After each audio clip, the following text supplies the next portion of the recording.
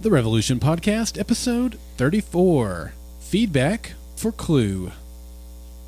Hi, you're listening to Revolution Podcast. This is Maria Howell as Grace on Revolution.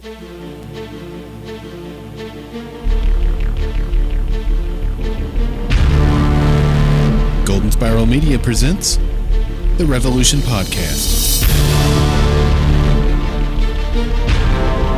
Support for The Revolution Podcast is provided by listeners like you and our affiliation with HostGator. Not only does HostGator host over 8 million domains and provide powerful, reliable hosting, HostGator is environmentally friendly. Learn more about HostGator and their renewable energy credits by visiting goldenspiralmedia.com/HostGator today.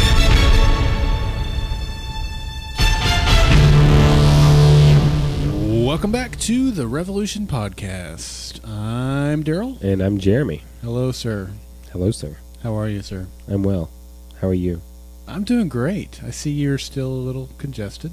I'm not crazy. I'm just a little unwell, I guess. Mm-hmm. Yeah. So, yeah. I appreciate you coming over and trudging through tonight. I know you might have rather have been at home being pampered by your wife, but you're here and I appreciate it. Oh, of course. Well, all right then. I didn't want to spend my Saturday with you. Well, I didn't want you to spend your Saturday with me either, nor did I want to put the podcast off any Any longer. later, yeah. Yeah, we got some great feedback. You know, the delay in getting the podcast out this week did help helped some people get their feedback in that may not otherwise have been able to. So that was a benefit from the delayed podcast. Yeah. So let's get into the feedback. What do you say? Okay.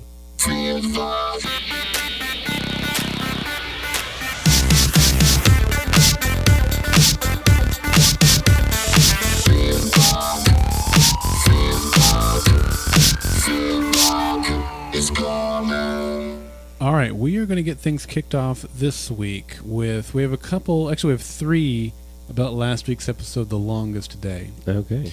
Now, this first one is from Barb. We are going to hear from Barb twice in this podcast. No. Which we wouldn't normally do. So she's time traveling. Sort of. I messed up last week. Barb sent this feedback we are about to hear. She sent it in on time. I failed to notice that it was here. She was in the live show last week and she asked about it and I said, when did you send it in? And I looked and sure enough, I had just overlooked it. So my apologies, Barb. But here's Barb's thoughts on last week's episode, which was The Longest Day. Hello, Daryl and Jeremy. This is Barb, a.k.a. Tangier 14 from Phoenix, with feedback on The Longest Day. Wow, another great epi from the Revolution writers. And while there was a lot of action, I think the real delivery was around the relationships and emotions of the characters. We saw some very honest dialogue this week between Miles and Nora, Tom and Jason, Monroe and Jeremy, and Rachel and Aaron. We also learned more about the nanocapsules and what those self-powering little devices can do. Provides a lot of interesting material for the future. I'd like to talk a little about Rachel this week and what we may have learned from the flashbacks. When Jeremy told Monroe, Miles really did a number on you, I think he could have just as easily been speaking to Rachel. Miles has apparently left more personal wreckage than what we saw Monroe's troops do on the Georgia Federation's defensive front line. We know that Rachel was the head of the project team that helped turn the power off, and possibly the multifunctional nanocapsules, but it was clear that she didn't know everything. Dr. Jane didn't clue her into Aaron's importance, and her own husband, Ben, apparently didn't completely trust her either, a fact she's just realized. Her flashback comment to Miles referring to the power, I know as much about this as Ben does. More wasn't true, although she might have believed it was. We also saw her little smile to Miles and her, I've come to you, which made me think that she still had feelings for him at that point. But he squashed those pretty quickly with, do you think I care? It was after that she made her retaliatory, nasty comments about regretting her past with him. Sorry, a typical woman-scorned response. Back in the present day, she pathetically asked Aaron, you're really not going to leave me? And by the end of the epi, she coldly told him, I don't care what Warren knew about you. If you want to stay here, I'll leave you. This is a woman who feels betrayed and abandoned by her, we assume, lover Miles, by her husband Ben, by her co-worker Dr. Jane, and who knows who else. She wants revenge and only revenge for Danny's death, and she thinks she can handle everything herself. I expect to see her have a major meltdown in the future because no one can do it all alone. I also have to admit that I'm putting one foot on the Miles as Charlie's father's bandwagon. I don't think Miles knew it in the flashback, but I think he does now. Probably one of the reasons that he went to Chicago to drink himself to death and to try and forget. I'm guessing that Ben married Rachel after his brother tossed her aside knowing she was pregnant. It also helps explain why Ben formed a relationship with Maggie after Rachel left, someone who was kind and caring, more like himself, while Rachel and Miles seem to be more alike than dissimilar, both going it alone, afraid of commitments. Anyway, those are my thoughts for this week. Thanks to both of you for everything you do. And, I chuckled to see that production is moving to, oh God, Texas. This is Barb signing out from the Great Wasteland, where it doesn't pay to mess with us. All right. So, Barb, again, I'm sorry I overlooked that last week. Good feedback. She always does a good breakdown of the character development, and no show or movie, is really worth the audience isn't going to invest if they can't invest in the characters themselves. I watched a really cool documentary yesterday called Trek Nation, which is about Star Trek. It was good. Yeah, did you watch it too? Yeah, I did. And that was one of the things that Gene Roddenberry talked about. It was lacking in sci-fi was that these characters were just not interesting. You couldn't really invest in them. And he was trying to make really believable characters that you cared about, characters that were tackling social political issues and kind of through a sci-fi lens. And I think a lot of people since then learned about, particularly in the sci-fi genre, which, I don't know, Revolution has some sci-fi elements, has some adventure elements. It's not a straight-up sci-fi show. But, as much as I bashed at the show in the last podcast about some of the bad things they did, through what they did with the mole, and even in this episode, I know she's talking about The Longest Day, they did still help us understand and connect with these characters in a different way. Right. And I liked what she said specifically about Rachel. Yes. And her similarity to Monroe, and I'm just going to paraphrase it and go off in a different direction. But I want to know how similar Rachel is to Monroe. I don't know, her deep, dark past. There's a lot of things that Tangier said that just made me go, it'd be awesome to see how dark Rachel really is. But yeah. She also said something about Rachel that I liked, and that was that Rachel's trying to do all of this alone, and she sees a major meltdown coming at some point. I see a little frag fest. Yeah, it could be. It could be. And I think that is a high possibility. It definitely could happen. We'll see if, like you said, she could come by the would you call it a frag fest? Yeah, fragments from a grenade. That could happen too. But going it alone. When I heard your feedback and you said that, Barb, I've obviously thought of Jack Shepard's lines from Lost. If we don't live together, we're going to die alone. And Rachel right now is trying to be alone, and that is not a good place to be. So. Good analysis, Barb. Thanks for that. And again, sorry I missed that last week. Let's move on to Jeff, and he is also talking about last week's episode, The Longest Day. Hi, guys. This is Jeff Gentry, X-Force 11, calling in from North Carolina with my weekly week-late feedback. Just watched the episode last night, Wednesday night, and I'm on board with everything you talked about the relationship between Miles and Rachel and that producing Charlie. I listened to that dialogue and it just said everything but out and out saying it. Now, I think what we'll see is he did torture her and mistreat her, Rachel, and that was what they were referring to, and Charlie's trying to get out of him that, he really did torture her and mistreat her when she surrendered 7 years after the blackout. But I think it's going to be even a bigger revelation that she is his son, and I don't know how that fallout's going to be, but I think we'll see that next season. I mean, I think they're going to leave us hanging that she finds out that both he tortured her mother and he is her father, but we're going to have to see the repercussions of both of those things next season. But enjoyed the episode of The Longest Day, and looking forward to hearing your all's feedback on Friday. Thanks, guys. Bye. All right. That was good. The mistreating her after she had surrendered is something that I've talked about, how I think that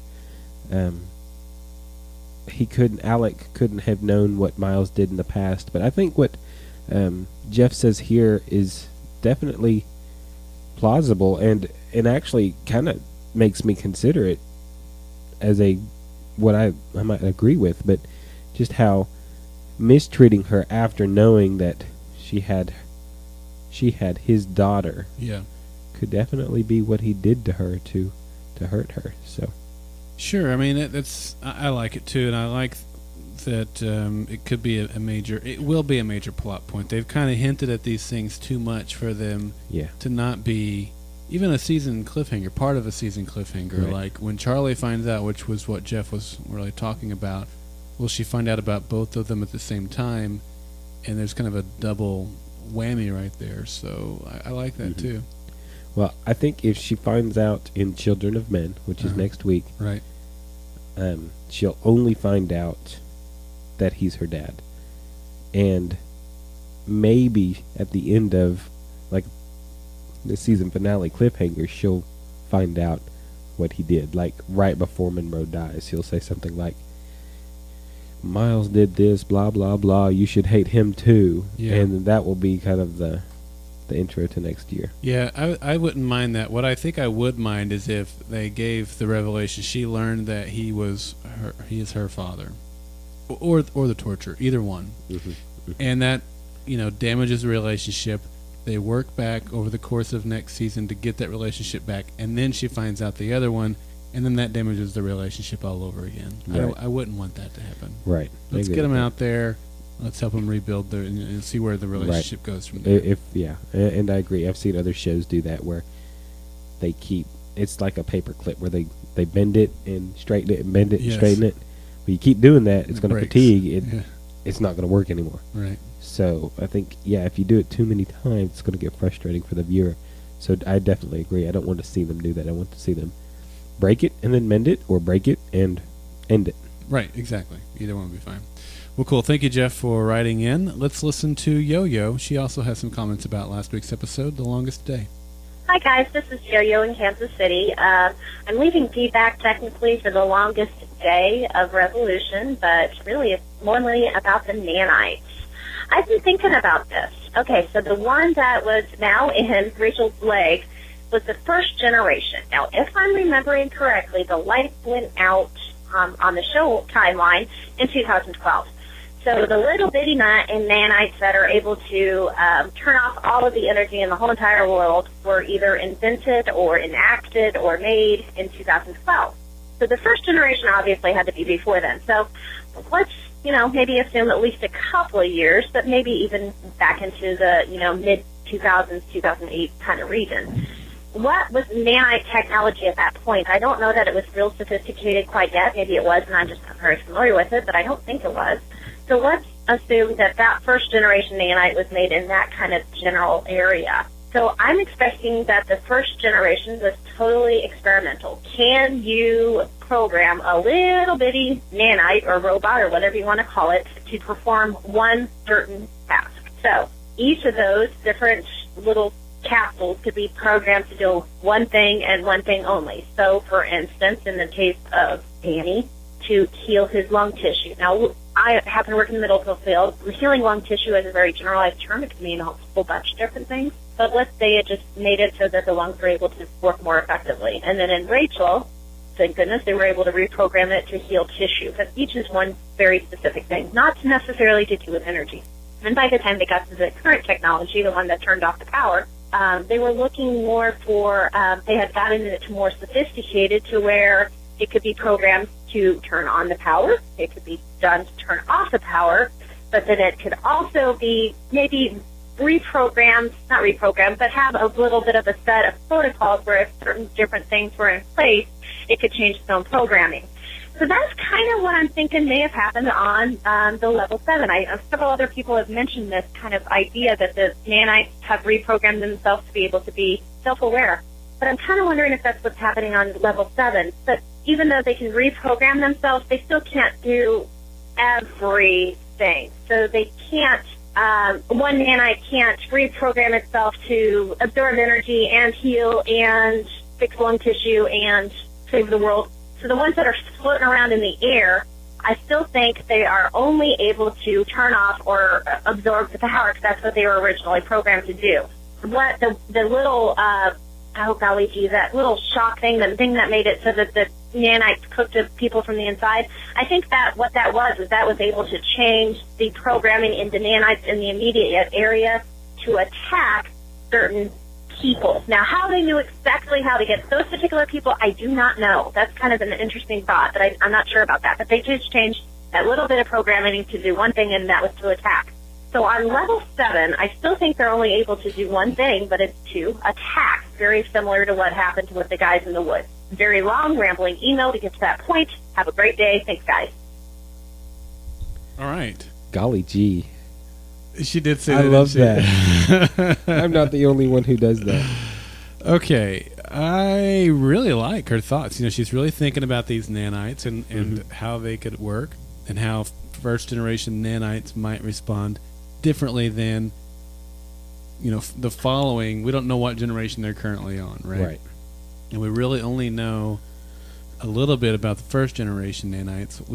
I mean, look, Rachel has told us about the other nanites, but I don't know that we can really take anything she has said at this point at true face value. I think there's always a little bit more to it that she hasn't told us. Right. Would you agree with that? I would agree with that, Okay. yes. So that's why I say we really only know about the first generation ones, because that's what we've seen in action. Right. But I like what she's saying, that they might be able to do pretty much anything, but still just one thing at a time. What do you think? You think that's a good idea, or do you think they could do more than one thing at the more advanced stages of them? I don't see why more advanced ones could not do more than... They could, sure. I mean, I think that's reasonable, one thing. too.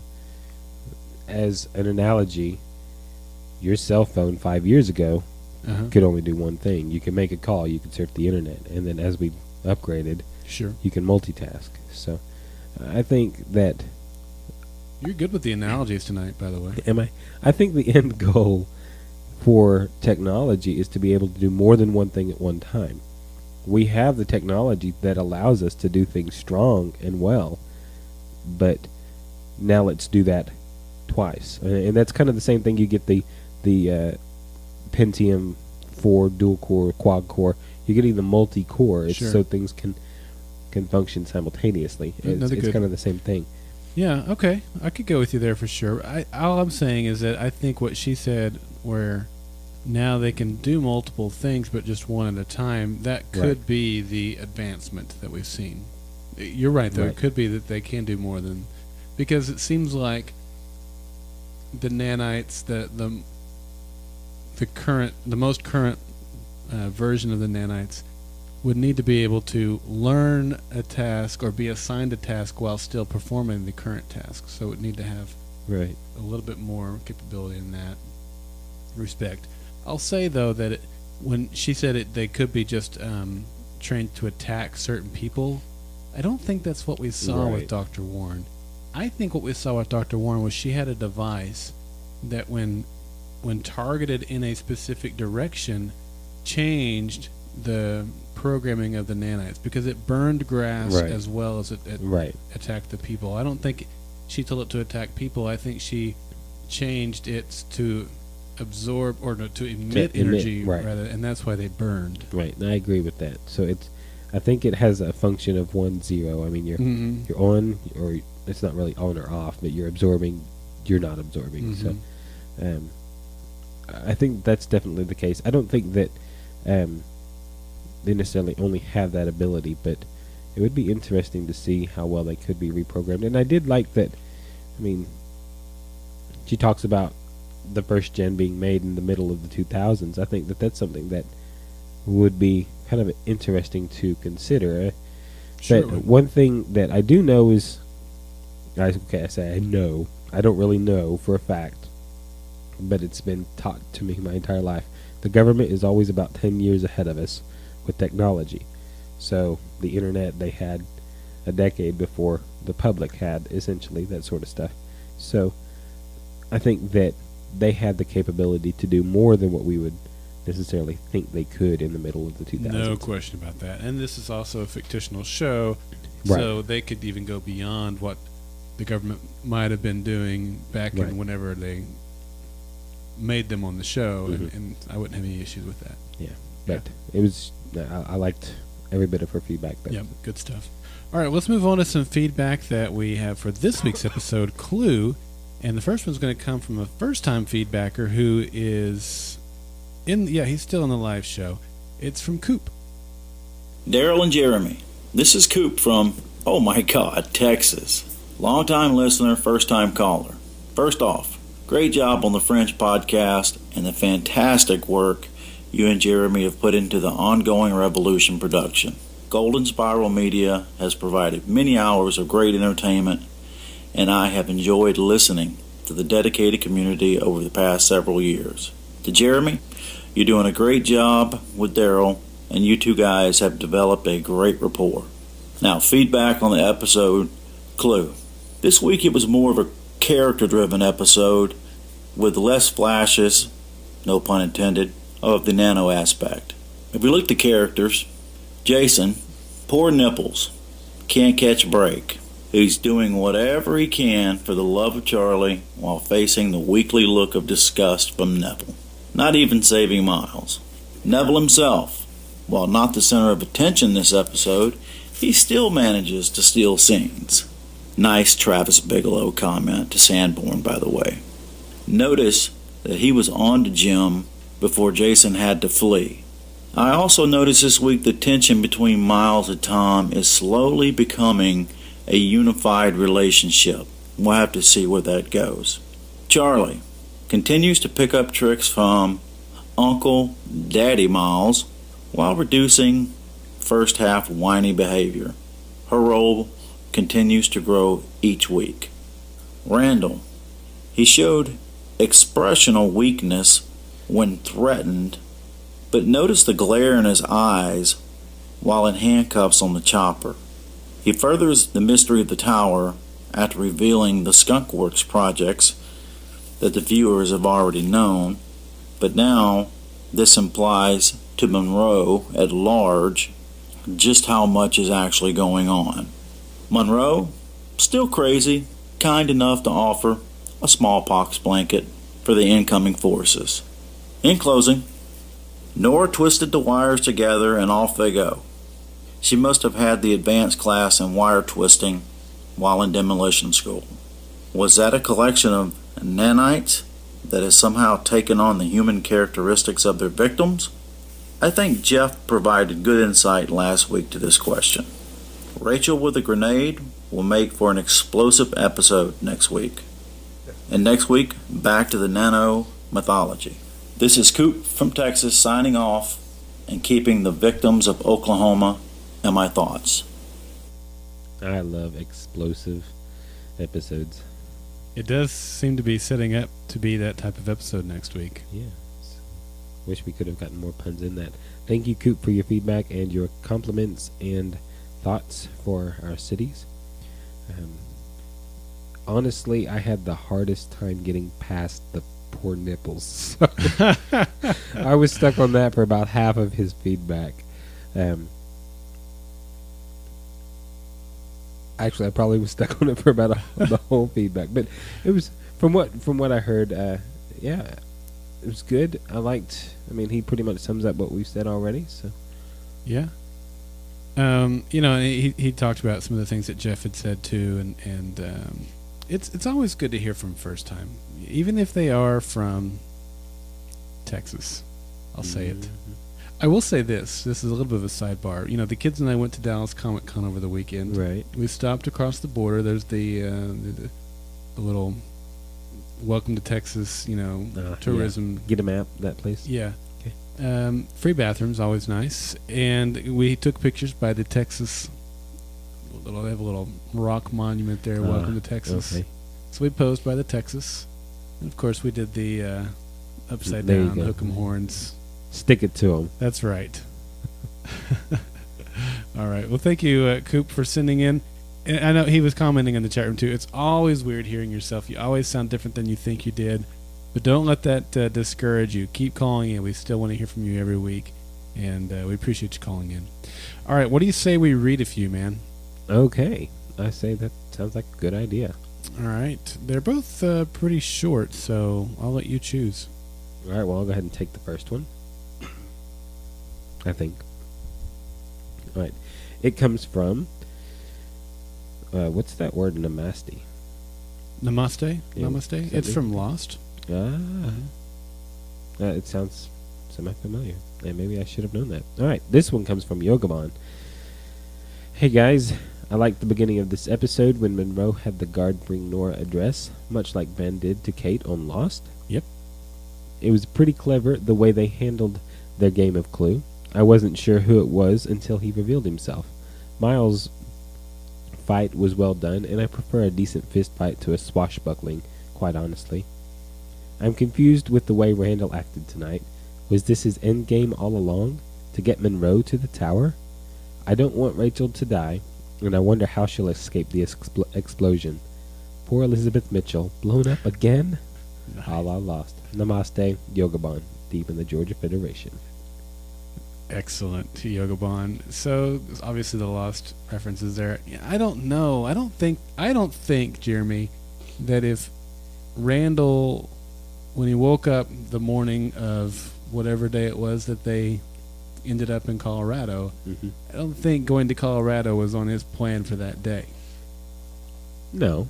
But I do think that this was something that he was prepared for. Right. So, was it in his master plan? Yes, but was it in his maybe? Was this in how his he? timing? Yeah, Right. Probably not. But I think I he's agree. prepared for it. Yeah. Although now that he's there and he's locked out, he may not be as prepared as he thought he was. Right. Yeah.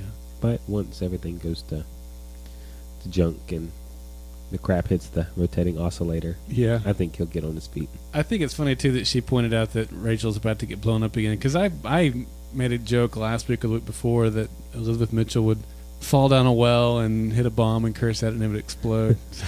Somehow it escaped me that here she was staring down an explosion once again. Very good.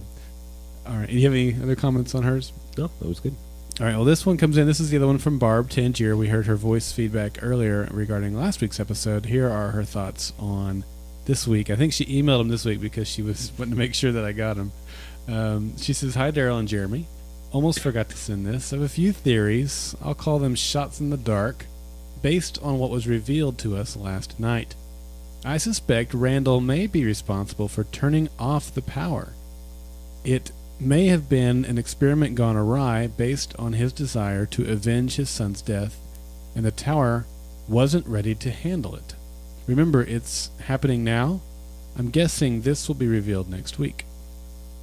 Miles clearly has feelings for Rachel, and I'm going to guess that the reason he tried to assassinate Monroe was because he thought Monroe had killed her. I saw your body. That was a quote that we got from him earlier in the season. And not because Monroe was insane and out of control. Still, I want to see more of Aaron's great one-liners. Lots of action. It's great to be back. Thanks for all you guys do." That comes in from Barb, a.k.a. Tangier. I had forgotten about the line where he said that he saw her body. I didn't. I'm wondering, when did she send this to you? Well, she said last night's episode, so I got it on Tuesday. I think she did this a couple weeks ago, but You think so? yeah, I do. But anywho, Did I pull in old feedback? I think you might have. Barb, did I? She's in the... And she's oh, saying she you said did. Okay, well, forget this. I don't know what happened here. Did you send in did I screw up your feedback again? Did you send in feedback this week that I have missed again? You didn't send in feedback this week. I guess I just looked at the date wrong on this. Okay, well, I'll pull this out of the episode then. It does make for good conversation because Well, it does, but I just okay. Hey, sorry folks. I'm here. I am trying to overcompensate for missing at Barb last week, and in turn, I've messed it up again this week.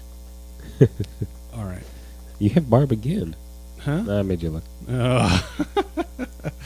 All right, well, let's get back to the recorded feedback, the voicemails we have. And this one comes in from our good friend down under, Corey. Hey, Daryl, Jeremy, Corey from Australia. Before I get started tonight, I just wanted to say I'm glad to hear you're both safe and well. We don't really get tornadoes in Australia, but I'm sure they're not pleasant things to have to deal with. But hey, could be worse. You could have been tortured for 3 weeks or had your throat slashed twice. But hey, at least we got a good episode of Revolution this week, and man, was it brutal. Starting with Nora, I mean, I'm not surprised that she gave up the information. I mean, they put her through a lot. The one thing I thought was weird was that they didn't play up her American flag tattoo. I mean, I think that would have been something that really would have not sat well with Monroe, and it seems like something that he would hold against her. So the fact that they didn't bring that up, or that we didn't even see it, I just think was a bit of a missed opportunity. Monroe threatening Randall with death, that was really interesting, because we've always seen Randall as a kind of forceful, menacing character. But I think this is Randall's long con. There's a reason why he brought the pendants to Monroe. I mean, I think he's trying to con Monroe out of his quote-unquote power. The Miles and Charlie story was... man, it was kind of hard to tell what the purpose of that was.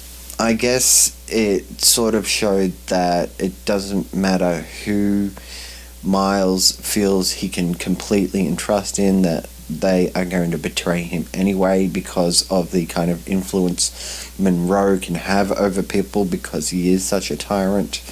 It also furthered Charlie and Jason's relationship to some extent. The fact that, yes, they may have these feelings for each other, but at the end of the day, do they really trust each other? And this is really good because there's nothing worse than when a show kind of skips over things like trust, because trust really needs to be earned. So I think this kind of experience is going to make them stronger because they are young characters at the end of the day. So, and also, of course, Rachel becoming ostensibly a suicide bomber. This is interesting. If she succeeds, I think she'll be alright because she has the nanotech in it, so she'll probably heal. I don't really know exactly to what extent that technology can heal her if a grenade goes off right in front of her. But, I'm going to put it out there. I'm not sure Monroe would survive. We're getting real close to the end of the season, so I'm really hoping they're going to kill him off by the end of the season. So yeah, that's it from me, guys. Cheers. All right. Do you hope they kill Monroe off or no? I don't know. I like the actor. I like the David Lyons. Yeah. I couldn't remember his name last week. This week it just pops right up. I like him a lot too. But he's a fun character to have as a part of the show. We all love to hate him. We all love to kind of see how he goes crazier each week. Right. But at the same time, he's reached that crazy limit. Yeah. I don't think he can get a whole lot crazier. Yeah. And so he didn't seem nearly as crazy this week, though. Well, he had like 4 minutes in the episode. So. That's a good point. Yeah. Okay. So what were some of the things Corey talked about that stuck out? Well, tornadoes, he brought that up. I just want to say, I don't think I could live in Australia because... They have worse things than we do. Yeah. And those things are alive. Like, probably, the deadliest continent in the world when it comes to species that are willing to kill you. I mean, they have box jellyfish, they have sea snakes, death adders, great whites. It's like, I wouldn't want to do anything. I know. So, I don't know. And those things can sneak up on you. I would love to travel to Australia, though. Oh, yeah. Yeah. Yeah, I'm staying. And, we're all used to what we grew up around. Jeremy and I Right. grew up around it. We have the best weather forecasting technology in the world here. Yeah. That doesn't mean that we don't face serious dangers. I mean, this week's tornadoes were proof of that. But and as tragic as it was to lose 24 lives, it would have been a whole lot worse if we not had the weather forecasting technology that we do have, and the Right. people who make it their job to warn everybody. But like I said, we're all kind of used to tornadoes. Right. We know how to deal with them. We have storm shelters and stuff like that. But I really appreciate your thoughts, Corey. We really, really do. So, I liked what he said about the American flag tattoo, because I had the same thought. When they gave Right. her the dress, I thought, well, her tattoo's going to be exposed. That was the point of them putting her in the dress, right. so that they could work it into the storyline where her tattoo is exposed. And maybe that did, and it got edited out for content reasons or time reasons. I don't know. But Corey, I felt like it was a missed opportunity as well. Yeah, it didn't bother me, I guess, as much as it did you. But I mean, once it's mentioned, it makes me wonder. Yeah, why didn't they take advantage of that? So I kind of wonder if it was overlooked by the writers, since it's probably a sticker. Did they even remember? So We've seen that on her several times. In fact, I Right. think we saw it last week on Yeah. her. So, but I didn't even look at her shoulder during the episode to see if it was on her shoulder blade or whatever. Yeah, I don't So- know that we got a real good glimpse at her Yeah. shoulder. Corey mentions it's Randall's long con, Yeah. and I totally agree with that. I think that Randall has been in control the whole time, and I think that that's going to be essentially the reveal at the end of the season. Monroe's dead, Randall's in control, Yep. and now it's really bad. Yeah, I agree. So, I agree. and he talks about trust. I think that that's something that, again, this episode really builds on, and I think we don't really consider it, but it also builds on trust in the Aaron and Rachel. She doesn't trust Aaron. She doesn't trust him with anything that she thinks needs to be done. Or So- information. Right. She's leaving it up to him to kind of find the information himself. Right. So we see the trust issue when they're in playing the game of Clue, and we also see the trust issue at the end. And she's going off on her one-man Right. crusade with a grenade. So True. All right, Corey, thank you so much. Let's move on to Emily.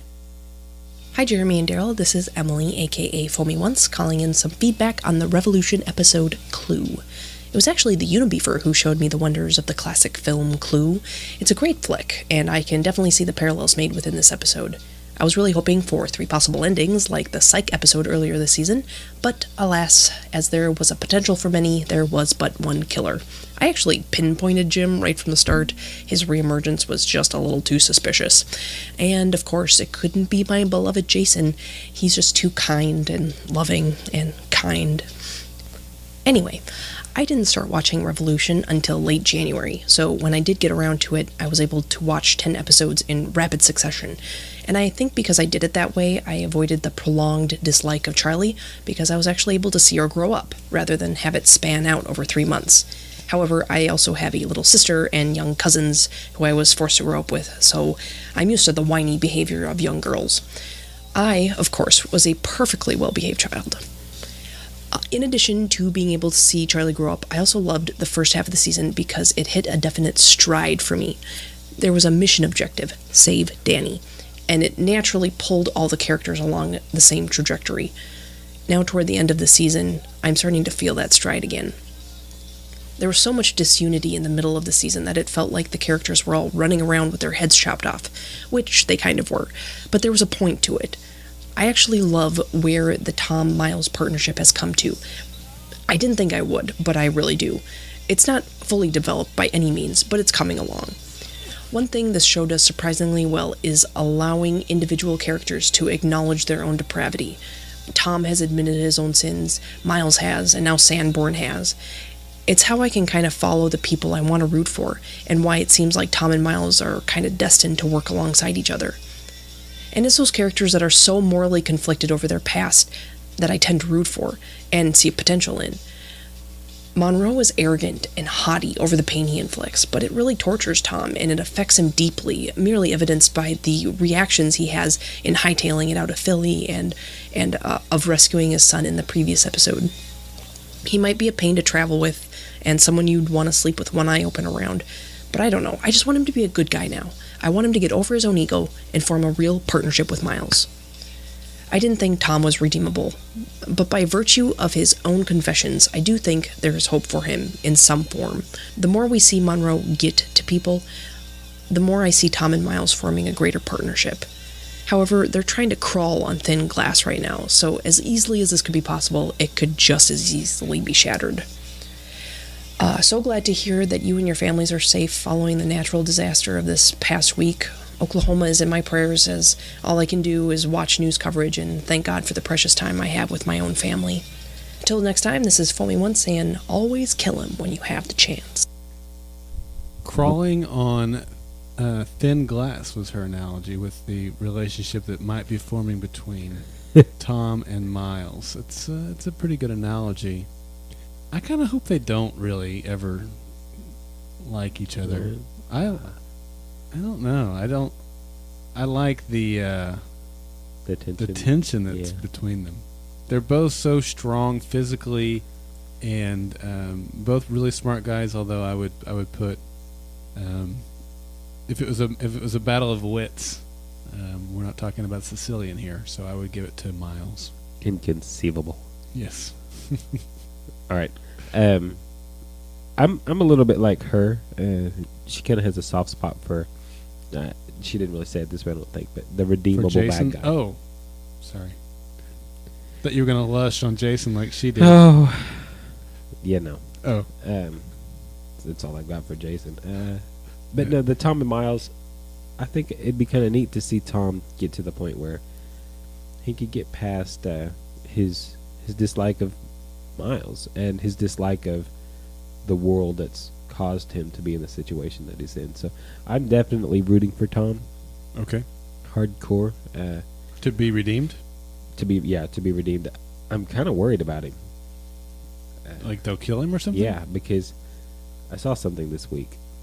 No spoilers, man.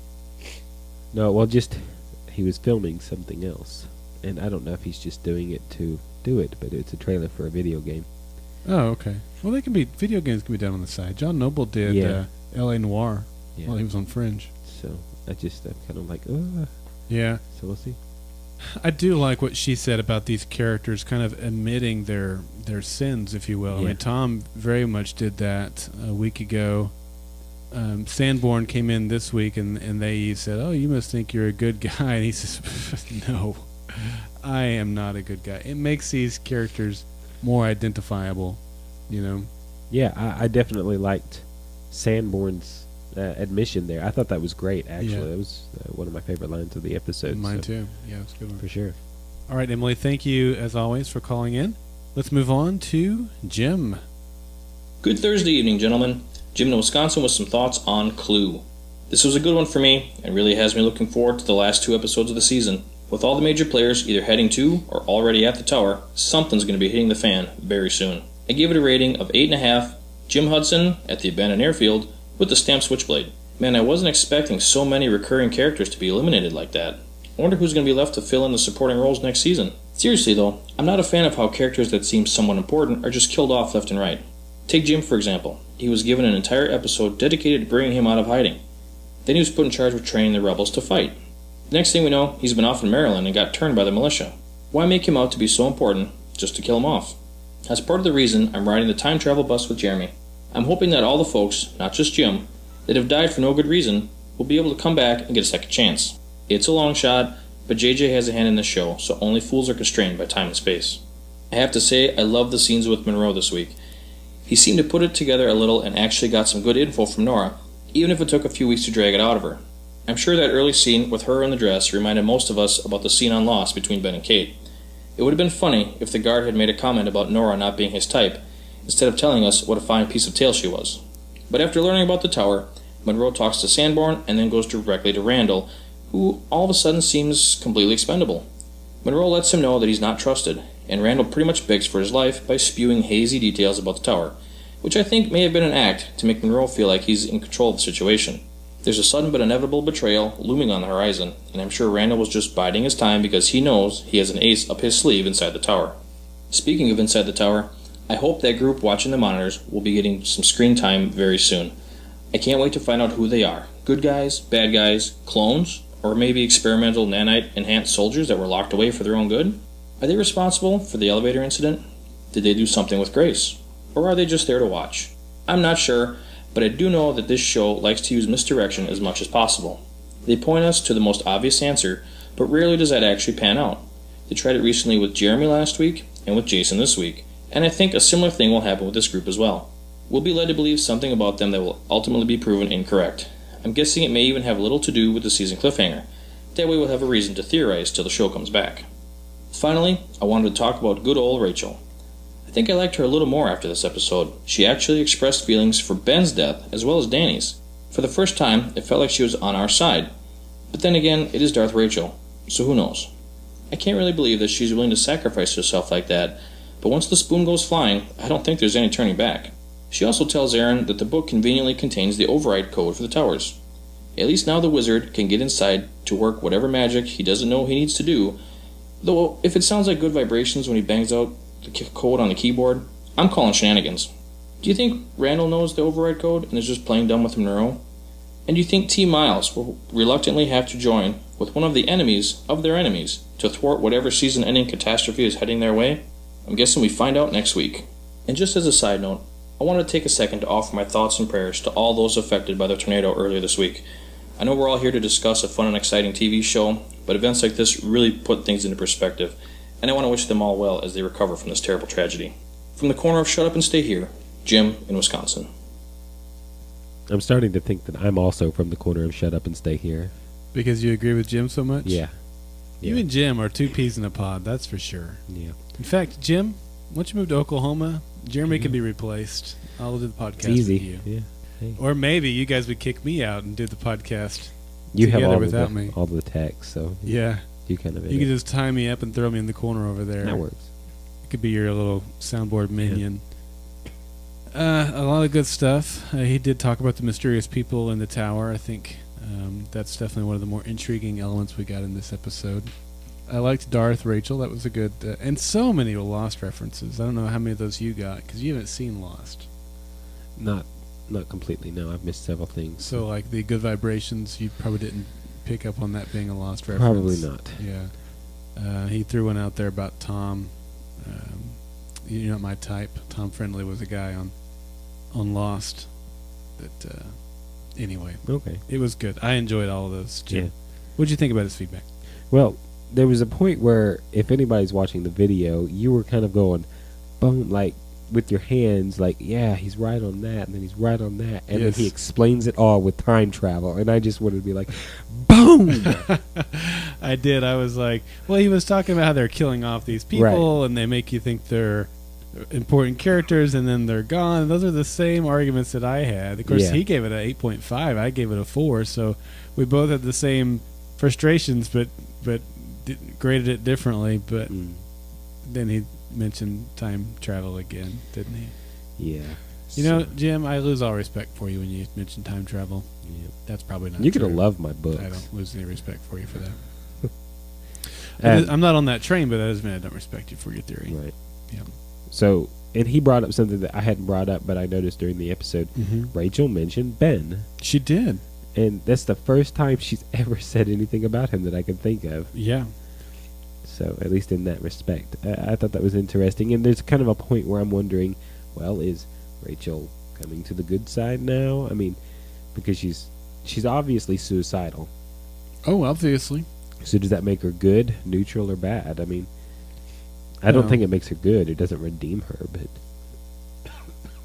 Does it redeem her? You know, gosh, that's a hard thing to say if someone goes in as a suicide bomber.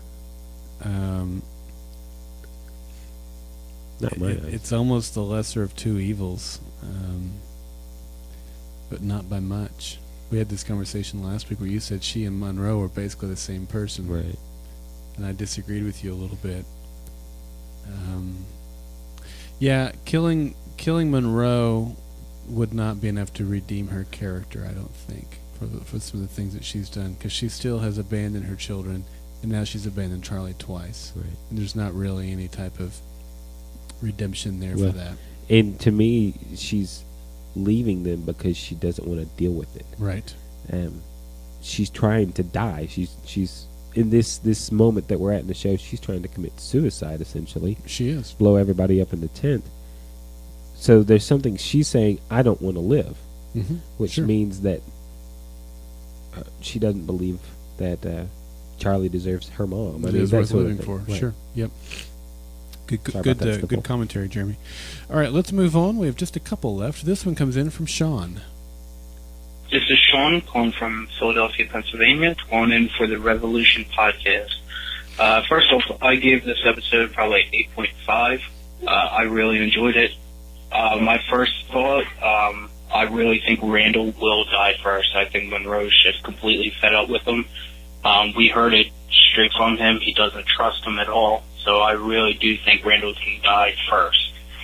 I'm very, very excited and intrigued about more information that we got about the tower. Learning that there's things there that the president didn't even know about that intrigues me very much. I can't wait to see it. As for the people in the tower, I had to pause it and it just completely blew my mind.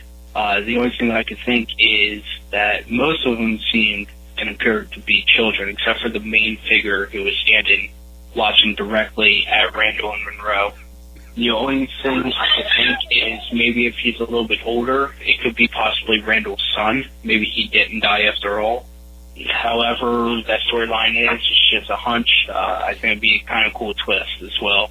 I also think that Grace is still alive, because I don't think the children and the one figure necessarily know how to operate all the cameras changed to access for denying Randall access to the building. So I do think Grace is still alive.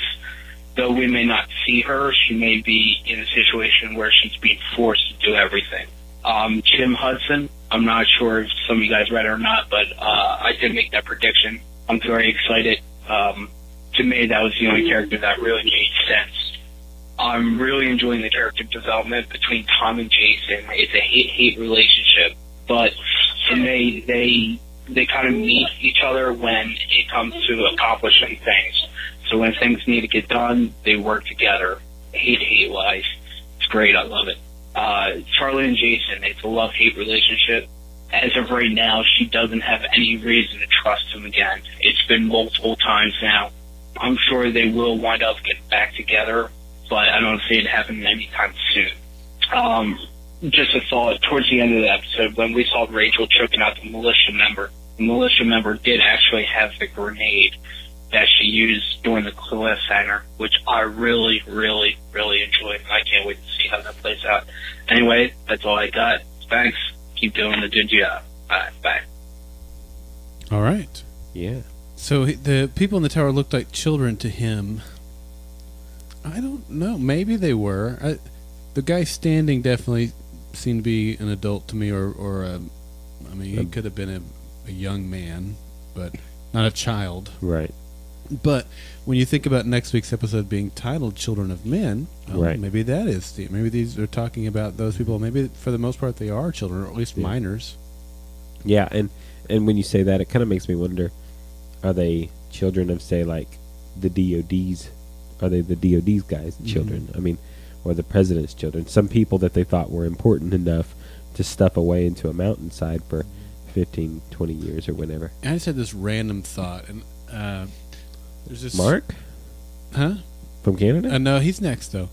There's a scripture in Genesis which people like to take and create these interesting theories off of, and it says something about the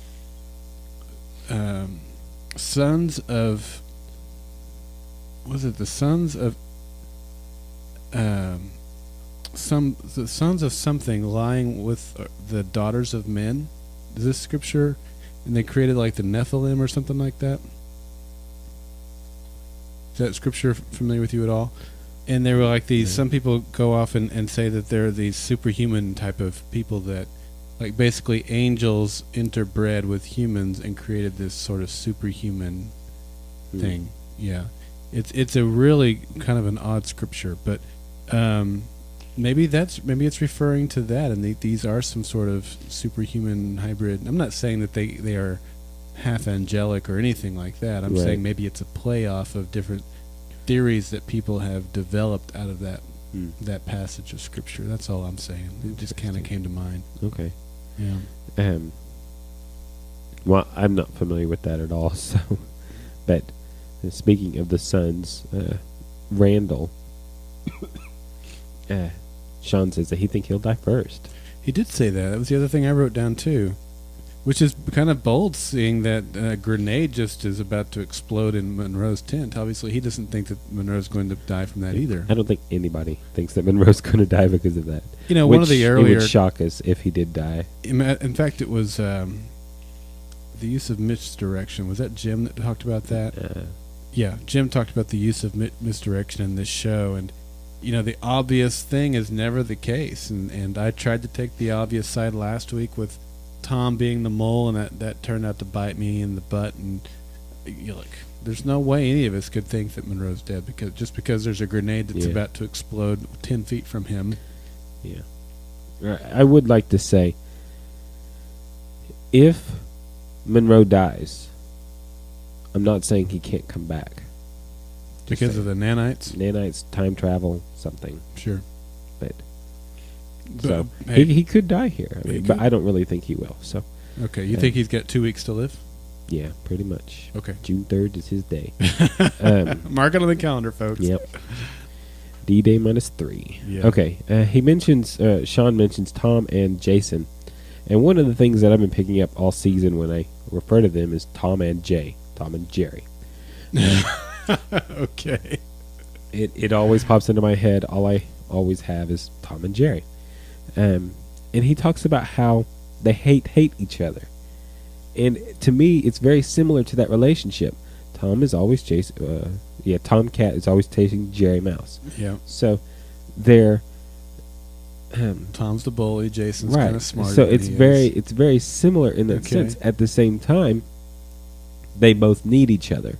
They do. Even in the cartoon, you see how they are dependent on each other for fun, for messing with a dog, all of the other, the themes within it. So I think it's kind of interesting. That's a weird analogy that actually somehow makes sense. But how did you do that?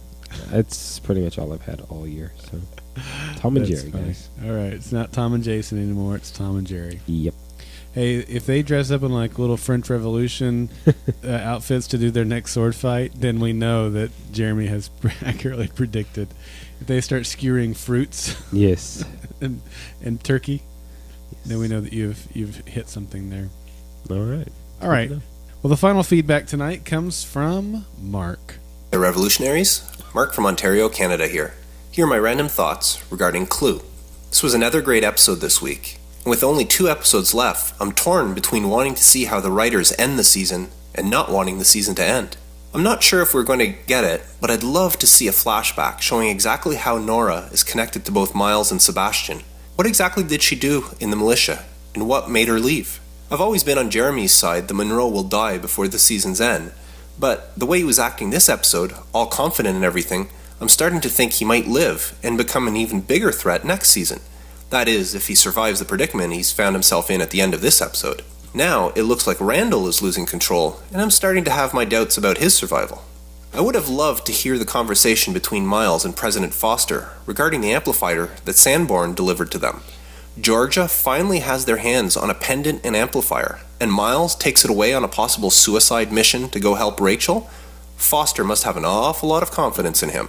How upset do you think Aaron will be after walking all the way across the country only to see Miles, Charlie, and Nora show up by helicopter? I'm not sure who the group of people in the tower are, but things don't bode well for anyone who makes it inside. I didn't see Grace in that group, so I hope she's okay somehow. I like her. Rachel changed faces again this episode. She's back to being Mama Bear going after Monroe for what he did to her family. She's always had the same agenda, but she seems to show it differently each week. Miles has a lot of confidence in Charlie. When they find Wade, right after his throat has been cut, Miles immediately sends Charlie off on her own to get help, while the killer is probably still very close by. Charlie was perfectly in her right not to trust Jason. He has lied to her in the past, and is hiding things from her in the group even now. Sure, Jason will be hurt by her reaction, but he has nobody but himself to blame. Besides, if his meeting with the militia guy in Atlanta really didn't mean anything, why didn't he mention it to the group before now? This is the second time that someone Miles has trained has kicked his butt, and he had to be saved by another group member. He's either training them too well, or he's starting to lose his touch. Either way, he should keep his friends close. Oh well, that's it for me. Until next time, keep your candles burning. This is Mark from Ontario, Canada. All right.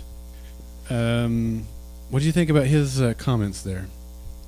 Well, Foster being confident in Miles, I think that's a fair point. I mean, we harp on a lot of other things, but yeah, she just let him go with the one thing that could help her defeat that wave attacking Atlanta at that very moment. That was an interesting point. It hadn't even really crossed my mind that she was sending her only source of power on a suicide mission. Yeah. Good point.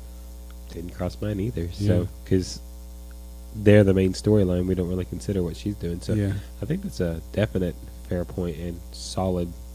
Maybe she thinks if they get the power on, then she'll have that stuff anyway. Mm-hmm. Don't know. He also thinks that Monroe is going to outlive Randall.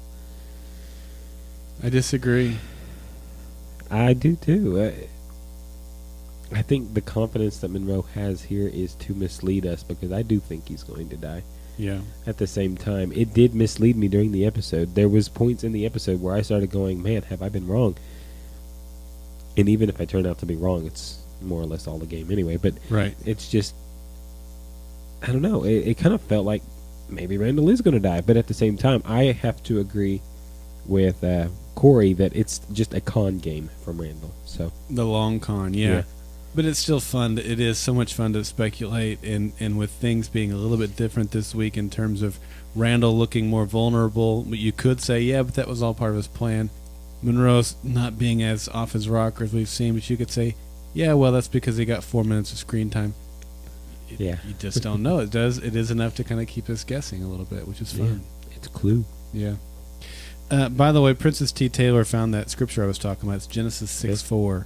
And it says there were giants in the earth in those days, and also after that, when the sons of God came into the daughters of men, and they bare children to them, the same became mighty men, which were of old, men of renown. Interesting. Yeah, it's an interesting scripture. I have to read the context on that. Yep. So, thanks, Princess T. Taylor, for looking that up for us.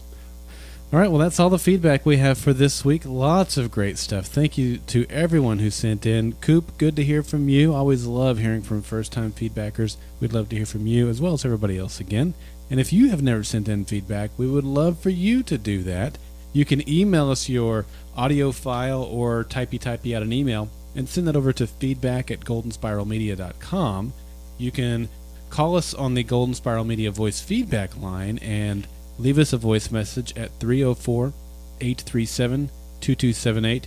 You can also go over to goldenspiralmedia.com, and on the right-hand side of the page, there is a Send Voicemail tab, and you can use your microphone that is on your computer or your laptop to record a voice feedback right from your computer. You can connect with us also. I'll go ahead and give all this information out over on Facebook at facebook.com/goldenspiralmedia and on Twitter at GSM Podcast, so that you can be a part of the Twitter poll we do each week. We'll do that right now.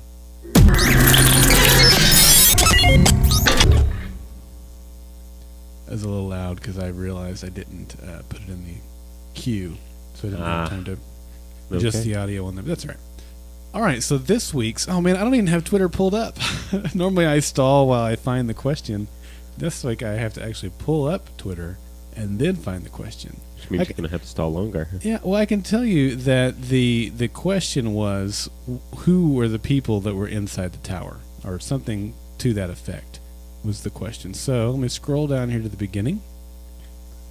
All right. The question was, who are the people watching the video monitors in the tower? Zoe Blue says, I think they live down there near the bottom of the tower.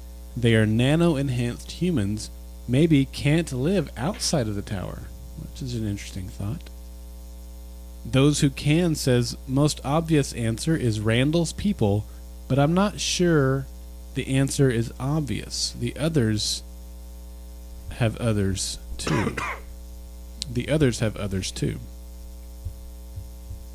Tangier14 says either zombie nanites or all the other team members that Randall took hostage over the years. Pellucid said, I thought the video watchers were the good guys, but if they were, wouldn't they have given power to the people already? That's a good point. Seabass Stalker says, I think we are the viewers of the videos in the tower. Okay. Pelucid comes back and says that since the watchers in the tower denied Randall, they must have their own agenda, plus Monroe, plus Rachel, at least 4 agendas for power. That's a good point. Tess says, that's a hard one. Maybe scientists?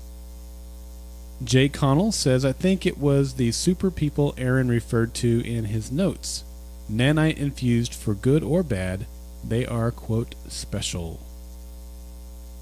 I Am a TV says it's the 12 Cylon models. You're welcome, Jeremy. Thank you. Princess T. Taylor says the rest of Randall's initial supporters who have since turned against him or human test subjects that have been stuck for 15 years. Darth TM says the experiments, betcha they're full of nano mutagens.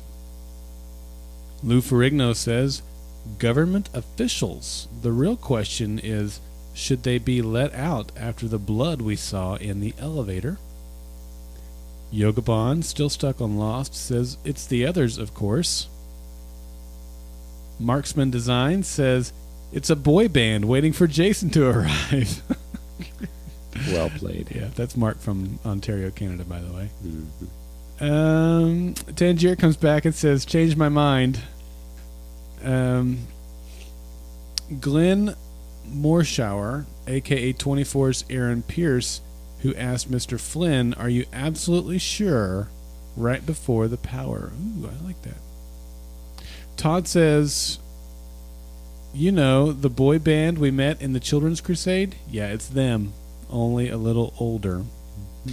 And Zeppelin Driver says, looks like Randall's former co-workers. I'm guessing they're not on his side anymore. Yeah, I don't think they're on his side either because they seem to have locked him out. However, like someone else pointed out, they haven't turned the power back on, so they might have their own agenda. Right. Or maybe they're missing something to turn the power back on. Maybe they have to have a pendant. Maybe Randall took them all with him. I don't know. Right. Who knows? He could have. Yeah. It's a very interesting plot point, though, for sure. So is that your answer for this poll? No, I don't know. I think they are. I'm going to stick with what I said, where they are experiments. Maybe they were soldiers who were injured in battle, and they signed up for this government program to help them deal with that, or make them super soldiers or something like that. Which is like I said before in the last podcast, it's a plot that we've seen time and time again, but it's certainly interesting, and it could work nicely into what we've seen here. Right. Okay. I'm going to go ahead and throw out a completely new theory. Okay. At least to me. And I'm not going to say that I'm going to back this up for any substantial amount of time. Okay. But these people are the experimenters who are watching everything happen, and they are on an island somewhere in the Pacific. So they may not have even been inside the tower. Yeah. That's a really interesting point. There's nothing that says they had to have been inside the tower watching that video feed. Right. And there's a light in the middle of the Pacific. Yeah. Jeremy, I like that. It's out of the box thinking, man. Yep. Mm-hmm. So I've got to go with that one for that. It can still go into my time travel theory. They're going to go back in time, fix everything, even though that might break. But, you know. Okay. Hey, I think that's it. So. I'll give you something for originality, that's for sure. All right, well, I gave our contact information already, and we want to thank you for joining us. I mentioned in the last podcast, I'll mention it again. This is a listener-supported podcast. We'd love for you to go over to goldenspiralmedia.com/support and help us in any way that you can. We would absolutely appreciate that.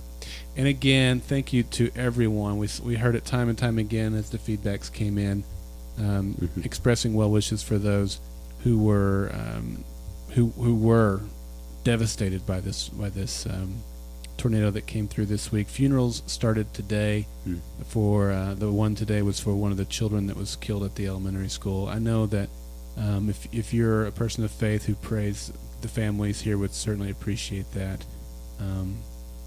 That would go a long way. And if you're able to contribute, hey, don't contribute to us. If you've got only a little bit of money you could contribute, don't give it to us. Give it to the families or to the relief organizations that are helping out the people here who lost everything. So, again, thank you to everyone who expressed concern for us. We appreciate it. Indeed.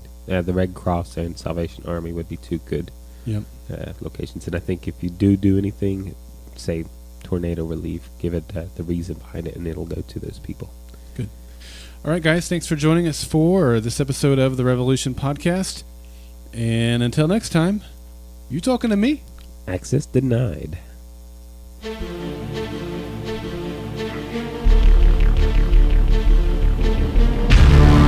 The Revolution Podcast and Golden Spiral Media are not associated with Bad Robot Productions, Kripke Enterprises, Warner Brothers, or NBC.